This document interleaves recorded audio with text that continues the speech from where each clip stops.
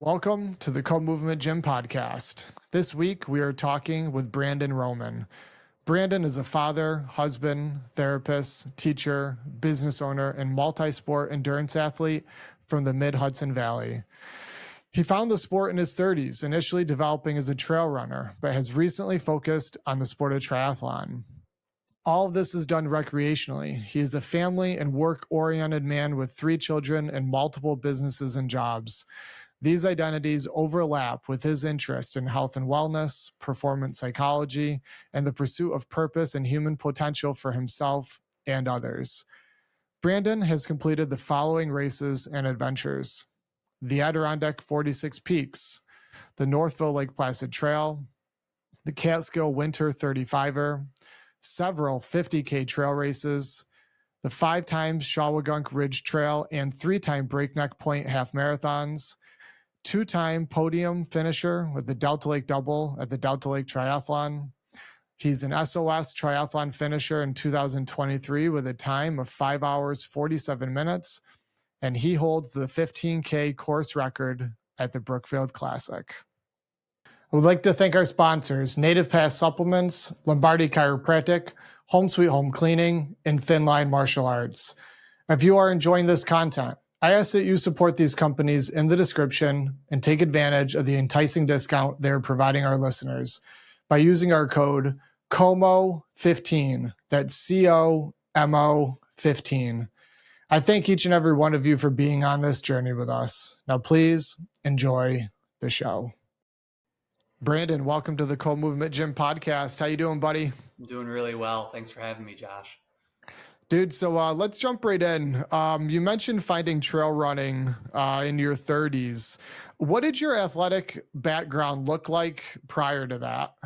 Yeah, great question. And I would have thought that I was in good shape and pretty fit up until maybe 33, 34 years old, having done a lot of hiking, some backcountry experience. At that point, I had spent a lot of time hiking, becoming a 46er, doing Catskill high peaks, backpacking, just spending time in the mountains, and kind of my claim to fitness would have been feeling pretty strong in terms of a hiker, and also just doing things like going to the gym and maybe occasionally running.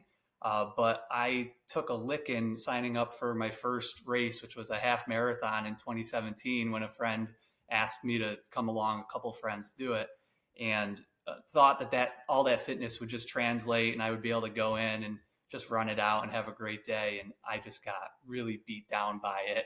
It was a pretty important experience in my life because it set me on this path of becoming a runner. But up to that point, I was just kind of floating on hubris and youth and just really enjoying being outdoors, which I should say in some ways, a lot of that time in the mountains and on trail really was foundational. There was certainly an aerobic base and some strength that I could look back at and say that was helpful, but it in no way prepared me for becoming a runner on that day and in the days that followed.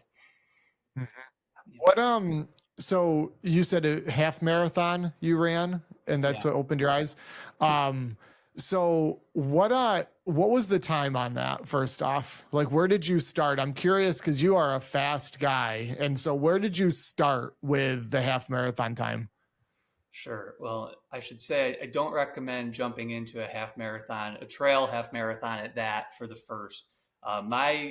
My first year doing it, this was the Shawangunk Ridge Trail, the SRT half, and I think my time was around 3 hours and 25 minutes. Um, that you know that involved probably half of that run being a hike with cramped legs, dehydrated, probably hallucinating a little bit. But yeah, I was up over 3 hours for the first time I stepped on that course. Yeah, wow. Did you run in high school? I ran track, but track at Oriskany High School, it's a reach to really call that running track. I think I spent more time hanging out on the high jump mats and hanging out with my friends. But yeah, I was running and I had a little bit of running experience going back to high school. Okay, yeah, because when I was reading that with the bio that you sent me, that you found trail running in your 30s, that for people listening, that should give a lot of people hope. 30s, 40s, 50s, it's never too late. And the fact that you're quite a high performer and you picked it up later in life was super inspirational to me. So do you do you prefer trail running over road running, or is it more of a hybrid blend? Like what do you like to gravitate to?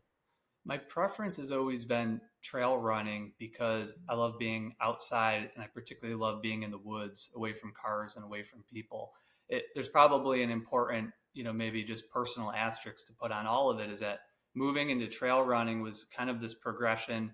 If I had more time, in my late 20s and early 30s, I probably would have been out hiking, spending time with my dog.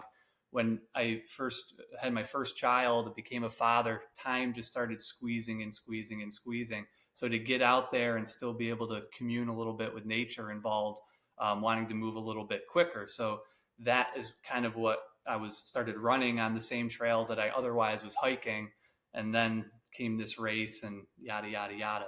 But to more so to your question, yeah, my preference is to be in the woods whenever I have the time for it. But my interest in getting better at the sport, a lot of time just ends up being spent on the road and on the track as well. Yeah, one of my good friends, Bob Galinsky, who's a co-race director for the Brookfield Classic, he says that about trail running, like you can cover so much more territory in a short amount of time, obviously running versus hiking. Right. So yeah, similar perspectives on that. And I agree with that myself. I'm curious, so you are somewhat new to the sport of triathlon, right? Yeah. Yeah. Okay, when Similar. did you pick, when did you start that? So I'm trying to think. Every year I do a family vacation in Lake Placid, and they have this mini triathlon series on Monday nights. And Yes, yeah, I've seen that. Yeah. it's, I mean, for anybody who ever wants to dip their toe in, it's really it's a great, low key, inexpensive. But I had always wanted to try that. So one year on vacation, I think it was maybe 2018. Myself and my brother-in-law, we rented bikes down at the High Peak Cyclery. They gave us gravel bikes. We didn't know any better. I'd never shifted, and we just went out and did it. And I remember finishing, and I felt like it was like a pinnacle life experience. I said I've always wanted to do this. This is like the coolest thing. I was so proud, and it was the hardest thing I had ever done up until that point. It felt completely exhaustive, and but I had a ton of fun. And then maybe on vacations once a year, I did it for a couple of years. But really, in the last couple of years, I started taking it more serious. I found myself while I'm fairly competitive as a runner, there's always a tier of runners that are faster than me in most races. But what I started noticing is that when I would just show up for a triathlon, I was ranking pretty high, and for not spending a lot of time swimming or on the bike, I thought this is something that one I'm having a lot of fun doing, and seemed to be performing pretty well. So I kind of caught the bug, and over the last couple of years, really doubled down and have focused more of my training on it. That's awesome. So yeah, you're new to that too. I just started. This is my first year. So I just turned 41 a few days ago. And I did my very first triathlon at Hamilton College. It's a mini, they call it the Ham Track. And that I've always, again, I was very curious to like, can I do that? Putting three events together. How do you feel? This and that. And then after the ham track, I was like, well, damn, that was cool. Right. Um, yeah. Then I did the Tin Man in Tupper Lake. That was a sprint. And then I went to sign up for Delta Lake, and it was sold out. And I was pissed because I wanted to do Delta Lake and I wanted to do the sprint. And so what I did was I put my name on the wait list for the Olympic and the sprint. Right. And so sure enough, I get the email saying that I was accepted into the Olympic distance, which is, double the sprint Yeah. distance. but it just said, you know what, screwed. I've got, still, I've obviously been training. I know I can get through it. It's just a matter of how. And I did it. And so since then, I've been like digging more and more into it. And now I'm looking at the race that you and I have talked about a lot. And we're going to talk about it later in this conversation, but the SOS triathlon and the Gunks. There are so many, and I'm so new to this still, but like there are so many cool adventures, like events. It's really like endless. In your bio, you had talked about the SRT, and what you just talked about, the half marathon, and they have all these different distances. I didn't even know that existed. Right. Right. And so really it's almost like a lifetime of things that you can chase within that endurance world. Absolutely. But yeah, that's what's attracted me to this sport of triathlon also, very, very similar to you. I saw the Lake Placid series too on Mondays. I wanted to do it, but it's hard. I can't really be in Lake Placid on Mondays. Yeah. Nor But can I, yeah, except for that 1 week a year. yeah, that's so I should, cool, Brandon. Josh, I just want to add this one thing too. Is like when I did that SRT half, I said to myself, wow, that I really got humbled by this. I'd like to come back next year, show myself that I can actually prepare and get fit for this thing and prove to myself that I can really run this thing the way that I thought that I could. Uh, and I would have said that that was it. And then in a year's time, I really fell in love with just being more active. I saw the fitness and the health benefits. And it seems like if you're wired like you or I think by the end of a year, I was like, maybe I could do the 50-mile some year. And there's just always something to aspire to, something to train for. And that's just a really fun part, whether you're doing it because you're a collegiate athlete with tons of talent or hopping into it late in life. There's something out there for everybody. Yeah, and it's really interesting too when you look deeper into like body types and Mm-hmm. then like the type of fitness that people pursue. Yeah. So like you and I are built very similar. We're ectomorphs, we're thinner by nature. We carry muscle, but we're skinnier. Yeah. So if you look at like if we were cavemen, you and I would have been the runners chasing game, right? Like that's Yeah. just what we would have done. And then you have the mesomorphs, which are more of like the power lifter, thicker muscle kind of people. And then endomorphs, slightly softer. Yeah. And so, I think it's so important that people find sports or athletic pursuits that favor their body type and they also enjoy. It's sort of a double whammy, right? I completely agree. Because I've played around with a lot of different things, and like I like lifting heavy weights for sure, but I noticed like in my mid 30s that when I would push that envelope too far, like 5 more pounds harder, I just get hurt.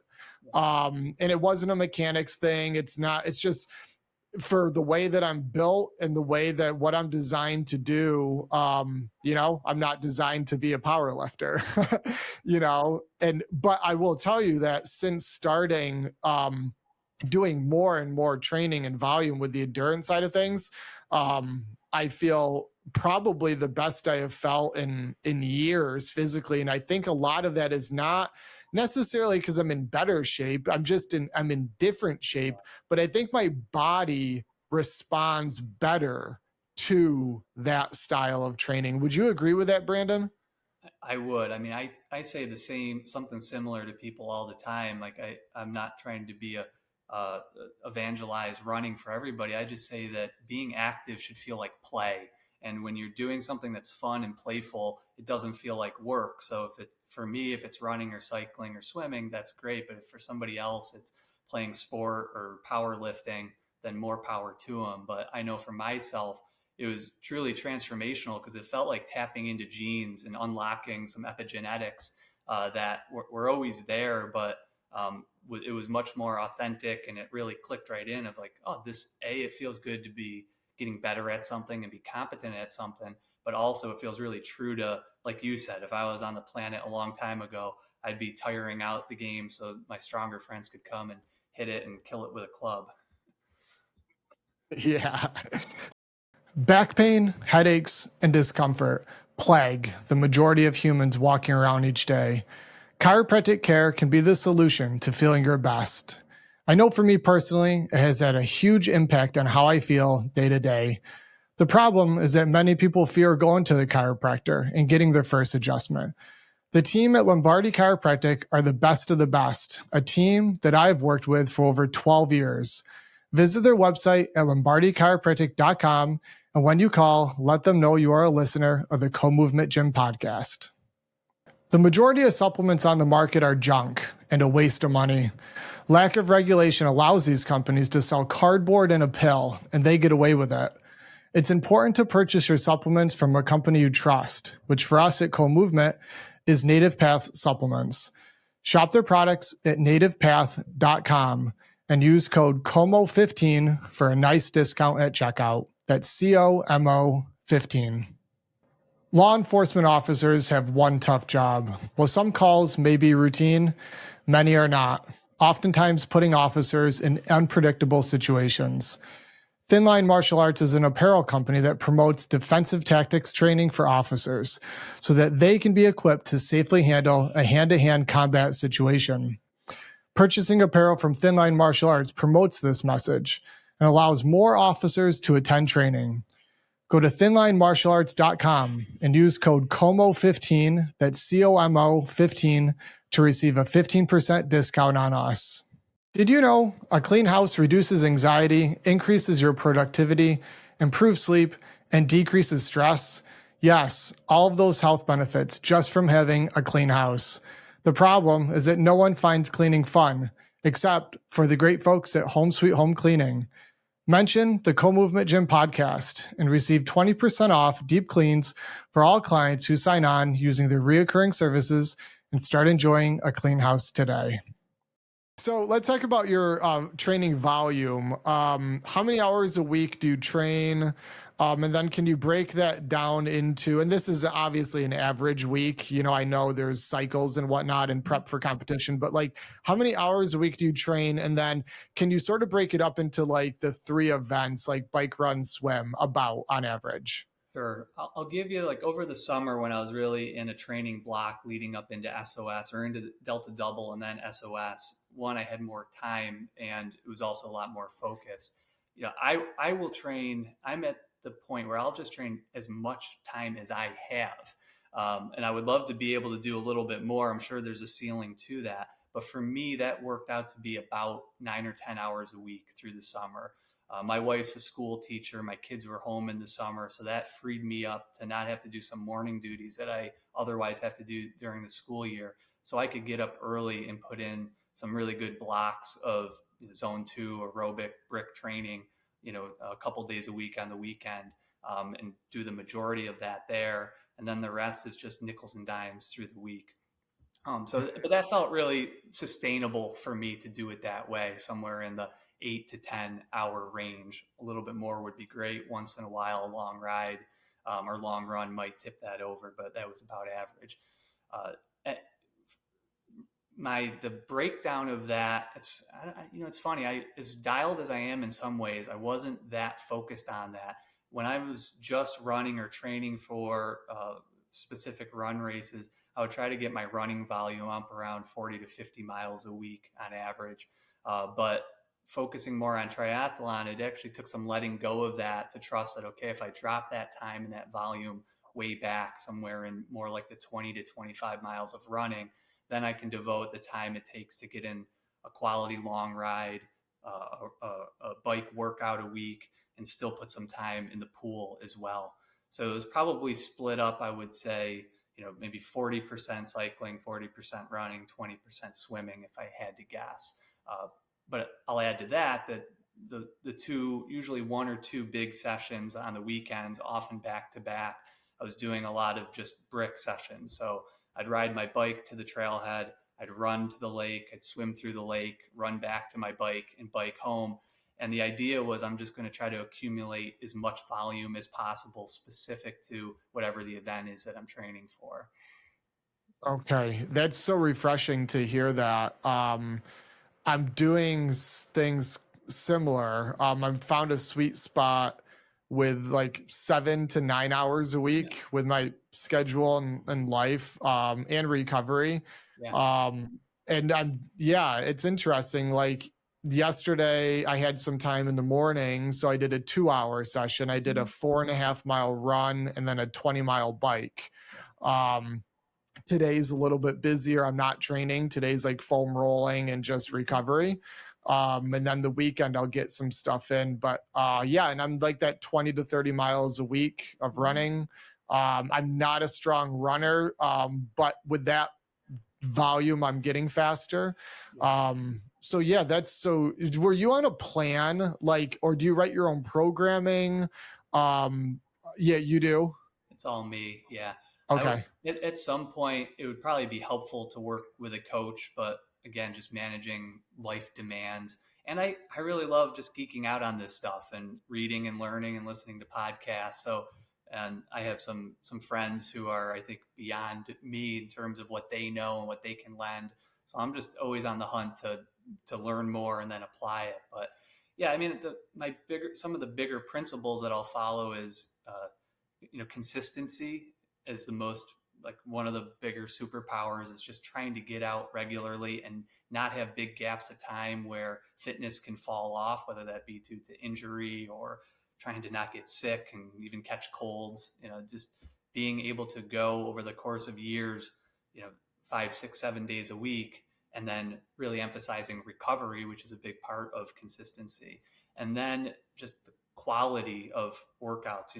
Like I said, a lot of nickels and dimes in terms of short runs, easy rides, but once a week is always a quality, um, higher intensity speed session or brick session with harder cycling and running, and then a high quality long day or back to back long day on the weekends. When I'm really gearing up for something, I know that if I can have those two really quality sessions, kind of Tuesday, Wednesday speed, big volume, 3, 4, 5 hours, whatever it is on the weekend.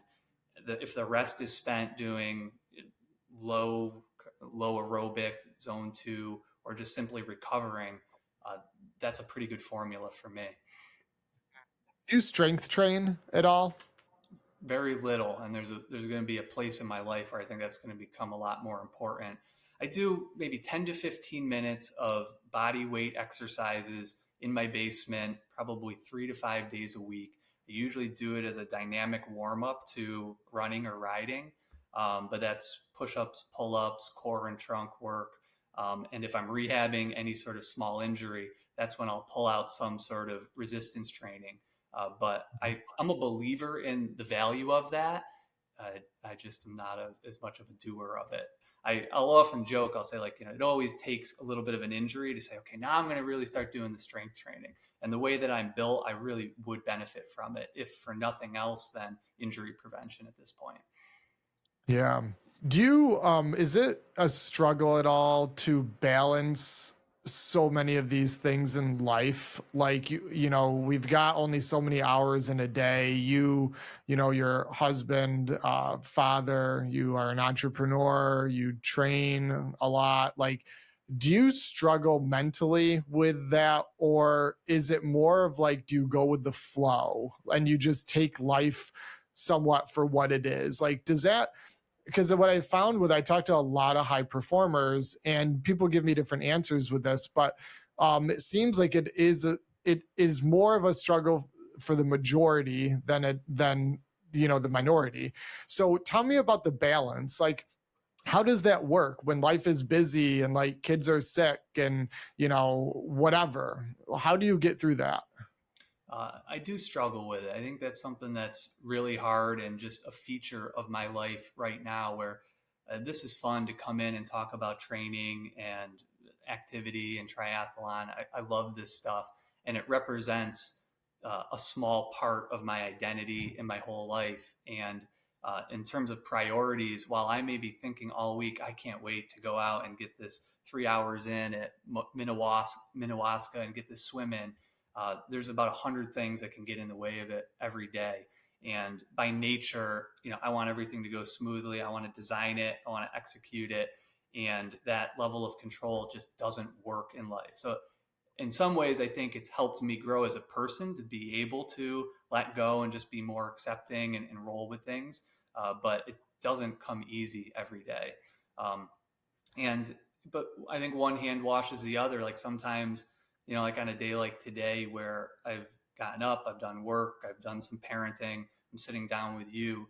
It helps me organize things and be really planful because I know, all right, I got a 2 hour window where if I'm going to go out and do something for myself, if I'm going to get any quality training in, I got to be really, I got to be really intentional about it. So the shoes are laid out and the clothes are laid out and the bag is packed, and that helps me kind of roll day by day. Thanks, Brandon, for being on the show. We will continue our conversation next week and dive into Brandon's experience with the S.O.S Triathlon, the Brookfield Classic, entrepreneurship, and his future goals. One last message. I ask that you please check out our show sponsors, Lombardi Chiropractic, Home Sweet Home Cleaning, Native Pass Supplements, and Thin Line Martial Arts. Their links are in the description. Not only do these companies produce outstanding products and services, but they're providing an enticing discount to all listeners who use code COMO15. That's COMO15 at checkout or when you give them a call.